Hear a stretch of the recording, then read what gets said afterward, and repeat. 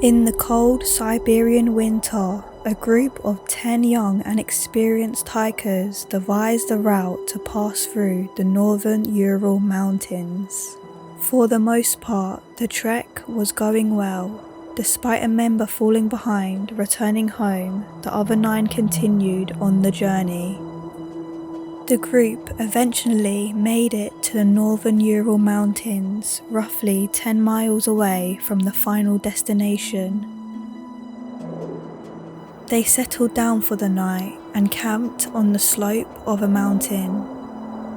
It was that following night something caused all 9 hikers to rip open their tent and run into the freezing cold snow. Their bodies were found scattered hundreds of meters away from the tent with little clothing and strange, unexplained injuries.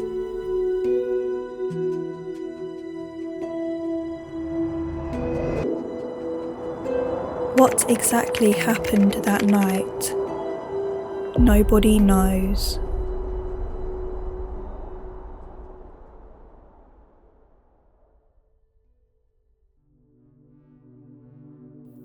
Igor Dyatlov is a student studying radio engineering at UPI University. Although the majority of his time is spent studying, Dyatlov enjoys hiking in his spare time. He had already hiked and led numerous treks in the past, 8 of them being notably challenging. However, Dyatlov wanted to push his skills further, so he plans his most difficult hike yet. Although a challenging hike, it was nothing he couldn't handle. He would be accompanied by 9 other hikers, most he already knew and some he had already trekked with. Some notable things to mention, which will all make sense later on in the video, is that many of the group were strong and brave individuals. In particular, Yuri Jurashenko. He was known for fighting off a bear with a hammer during a hike, which adds to the mystery of what could have made him and the others run into the blistering cold.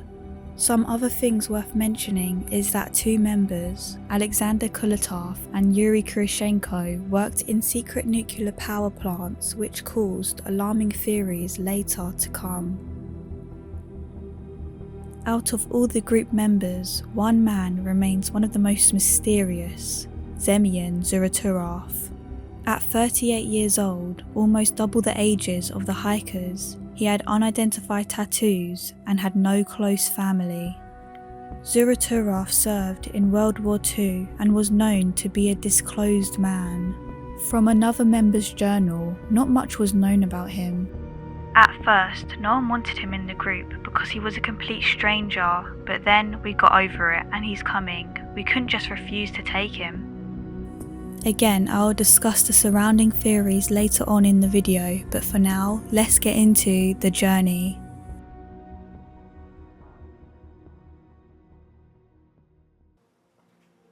The group's aim was to reach Otorten Mountain, a remote destination in the Ural Mountains known for its rugged terrain and formidable peaks. Dyatlov devised a hiking route spanning 215 miles and anticipated the trek to span a duration of 16 days. At the start of the expedition, the group equipped themselves with the necessary gear for the severe weather conditions ahead. They also documented their journey using cameras and diaries, which I will often refer to. On January 23, 1959, the group began their journey in the city Sverdlovsk, where they boarded a train to Serov. After a long 10-hour train journey, the group arrived in Serov on the 24th of January. Later that day, at around 6:30 p.m, the group took another train from Serov to Ivdel. They didn't stay there for long, as at around 5:30 on January 25th in the morning, the group took a bus to Vizay. The group stayed there for the night, and in the afternoon of January 26th, the group left Vizay and departed to the next destination, District 41. When the group arrived in District 41, they were welcomed warmly and slept in a local hotel to prepare for the long-awaited hike ahead. The next day, the group hired a horse and a sled and made it to an abandoned labour camp. From this point onwards, the group had to continue their journey by foot. And this was when Yuri Yudin was unable to continue further due to poor health conditions, so he took a sled and returned home. Despite losing a group member, the rest continued the intended route and eventually hiked up the banks of Lovesville River and spent the night there. The following day, they hiked from Lovesville River to Ospia River. Second day of our hike, we made our way from Lovesville River to Ospia River. We walked along a Mansi trail. The weather is -13 Celsius. The wind is weak. We often find ice on the Lovesville River, that's all. The Mansi people were a small population of northern people. For as long as they can remember, people have lived by hunting and fishing. Some speculated they may have been involved in the ordeal a few days to come. Again, I'll discuss these theories towards the end of the video. On January 30th, the group continued on the Aspia River and later set up a tent on the banks of the river. Temperature in the morning, -17 Celsius, day -13 Celsius, night -26 Celsius. The wind is strong, southwest, the snow begins to fall, heavy clouds, drop in temperature. We have to go back to the bank of the river. The day is over and we have to find a place for the bivouac. That's the stop for the night. The next morning at around 10 AM, the group continued their trek and eventually left the Ospia Valley, heading to the edge of the highland area. Just before 4 PM, they headed south back in the Ospia Valley to camp there for the night as the weather conditions were less harsh.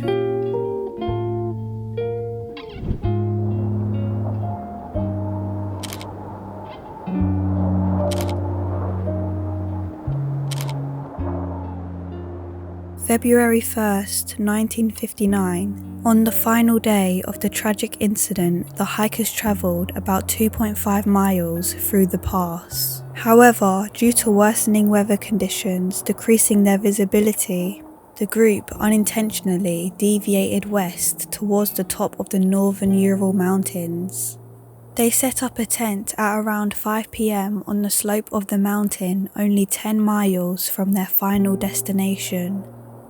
What investigators found strange was that with the group's camping expertise, they would have known setting up a camp in the forested area only 1.5 kilometers away would have been more suitable as it provides shelter from the weather.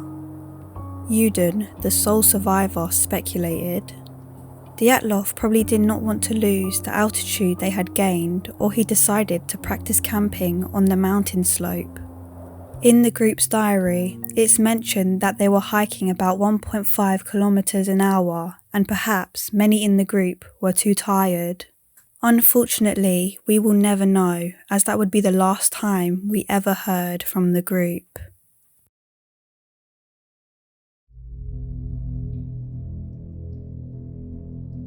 Before leaving, Dyatlov agreed he would send a telegram to the sports club as soon as the group returned to Vizay. The hike was estimated to take 16 days, so they expected to receive a telegram by the 12th of February. But before Yudin departed from the group, Dyatlov expected the exhibition to take longer than 16 days. So, when the 12th went by and no telegram was received, there was no immediate reaction. However, as days went by, the sports centre still hadn't received a telegram from Dyatlov. On the 20th of February, relatives of the group grew concerned and demanded a rescue operation. 6 days of searching went by until searchers made the shocking discovery. What they found immediately baffled them, as one searcher would describe. The tent was half torn down and covered with snow. It was empty and all the group's belongings and shoes had been left behind. Investigators noted the tent had been cut open from the inside. 9 sets of footprints left by people wearing only socks or a single shoe, or even barefoot. The footprints led to the edge of the nearby woods. At the forest edge, searchers found the remains of a small fire and 2 bodies. Doroshenko and Krivonychenko were both found shoeless and partially dressed. The branches on a nearby tree were broken up to 5 meters high, suggesting that one of the hikers had climbed up to look for something or possibly to avoid something. Yuri Doroshenko's cause of death was ultimately hypothermia. Doroshenko sustained many injuries, some being grey foam on his right cheek with grey fluid in his mouth, ear, nose and lips covered in blood and a swollen upper lip, burns on his face and hair, severely frostbitten fingers and toes, large bruises and cuts.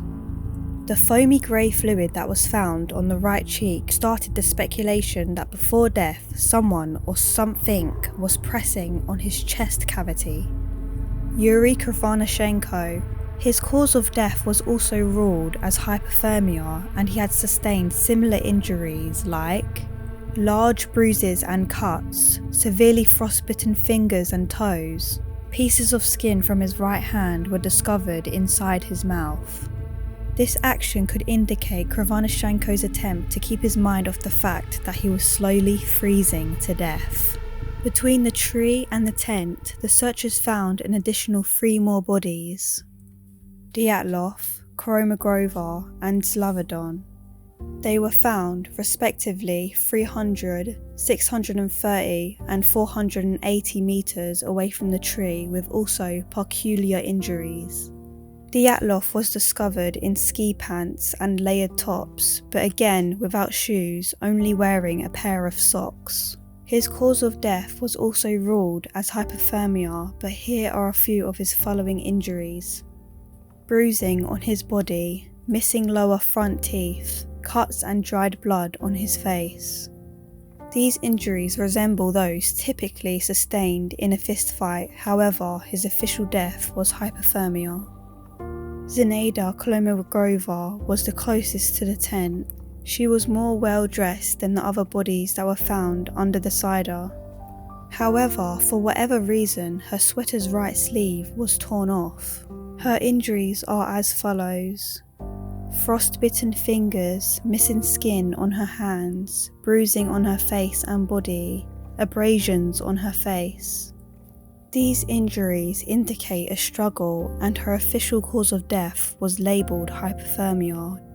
On March 5th, the search party would discover 23-year-old Rustin Slavadon covered in snow, face down, head towards the tent. He was also better dressed than the previous hikers found. Some of his injuries are as follows: a fractured skull, bruised knuckles common in hand-to-hand fights, swollen lips.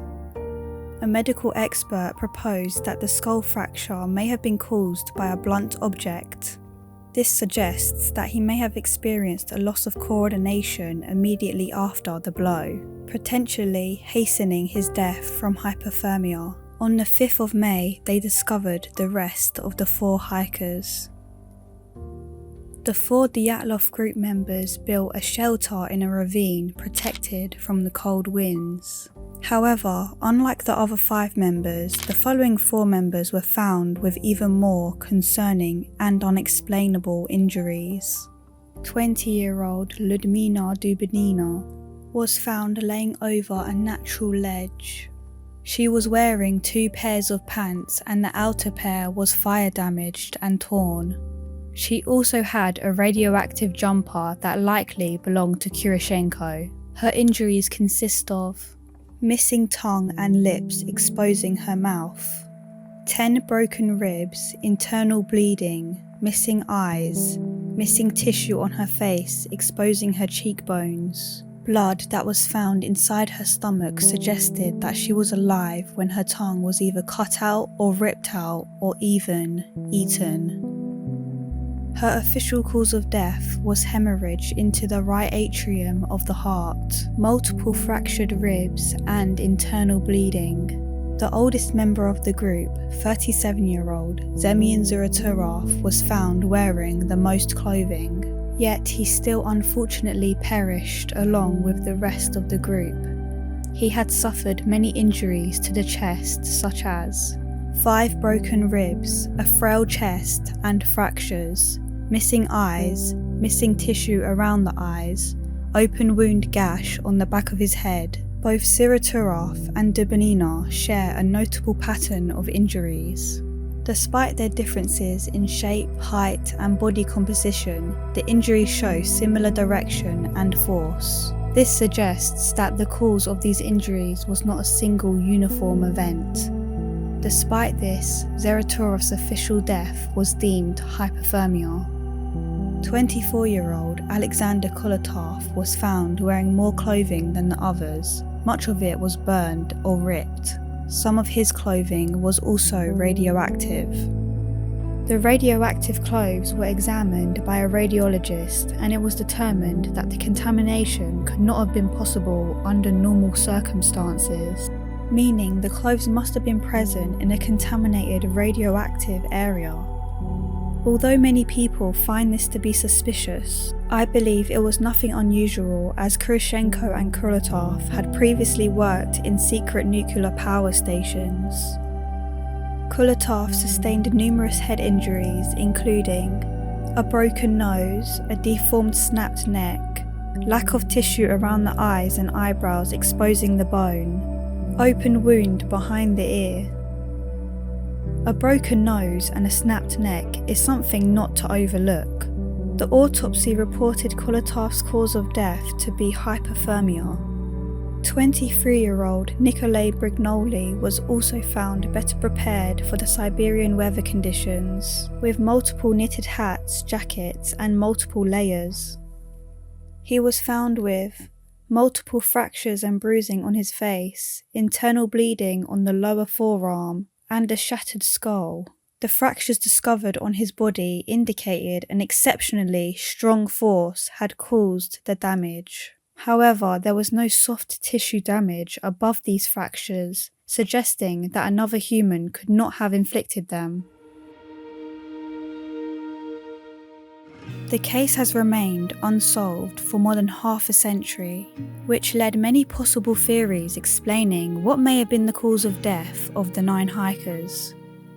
For simplicity, I will be dividing the theories into 2 sections: natural causes and criminal causes. It's difficult to assess why the group tore their way out of their tent.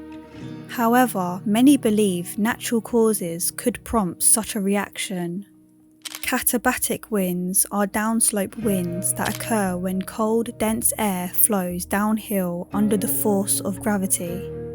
The theory suggests that their tent wasn't made for strong winds, so the group immediately ran, leaving all of their belongings. Another natural cause was that the group may have fled their tent due to an avalanche.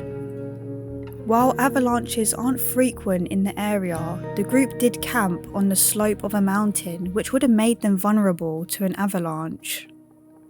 Although many people believe it was a natural occurrence, the severe injuries the group sustained are left unanswered. There's also theories surrounding the idea of an animal, perhaps a bear, a reindeer, or even a yeti. Although a possibility, I believe it's unlikely 9 experienced hikers wielded with survival tools would run away from such an animal, let alone cut open their tent leaving all of their belongings. After all, Yuri Jurashenko is known to have fought off a bear alone with a hammer. The criminal causes range from a group fight to Secret Service deals gone wrong. One of the earliest theories proposed was that the Mansi people had caused the tragic incident. In summary, the Mansi people killed the hikers for disrespecting their shrines. However, the only evidence suggesting Mansi involvement was the photographs of the group observing Mansi markings and the numerous mentions of Mansi people in their diaries. Several young Mansi hunters were arrested, and the Mansi people denied any involvement in the incident. Some people wondered if Semyon played a role in the group's deaths. Perhaps an argument occurred between the leader and the newcomer of the group. This was backed up by an incident that occurred on January 29th, only 3 days before the tragic incident. Ludmila would recall an altercation that would happen between them during the hike from Lozva River to Ospia River. When Dyatlov begins to lead the group in the forest, as it is more challenging and interesting, Semyon disagrees and advises Dyatlov to follow the river as it's easier, and the two get into an altercation over power. Here's a photo of Semyon on the left and Dyatlov on the far right moments after the altercation. Another occasion Semyon grew frustrated with Dyatlov was on January 31st, when Dyatlov led the group away from the river and into a forest uphill. As Semyon grew more frustrated, the theory led to suggest that he had a meltdown in the tent which caused the events of that night. Some individuals suspect that the Soviets concealed the true events of the Dyatlov incident. The details of the tragedy remained hidden from the public eye for nearly 3 years following its occurrence. In addition, the reports and autopsies across the case files were very inconsistent. Most of what we know about this case comes from early Soviet reports, which could have missed important evidence or distorted the truth about what really happened that night. Another reason the Soviets would want to cover this up is because during this period of time, Russia was in a Cold War actively conducting tests for new nuclear weapons and bombs. It's plausible that Russia was conducting bomb tests in the area, which prompted the group to exit their tent in fear, potentially putting them at risk of being harmed by the weapons. Alexei Rakitin, author of the book Dyatlov Pass, introduces the theory that Semyon, Alexander and Yuri were KGB agents on a mission to undercover a cell of CIA agents. In summary, the three were to deliver radioactive samples and then take photographs of the Americans. But something went wrong with the deal and a fight or outbreak occurred where the CIA agents killed the trio and the group.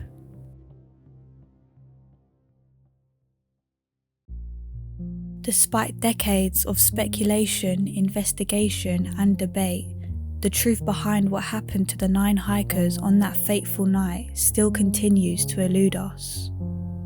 It's disheartening that even with the cameras, diaries and modern equipment, the mystery surrounding their deaths still lingers. With many theories, none provide a clear answer, leaving us to wrestle with the mysterious events of that tragic night.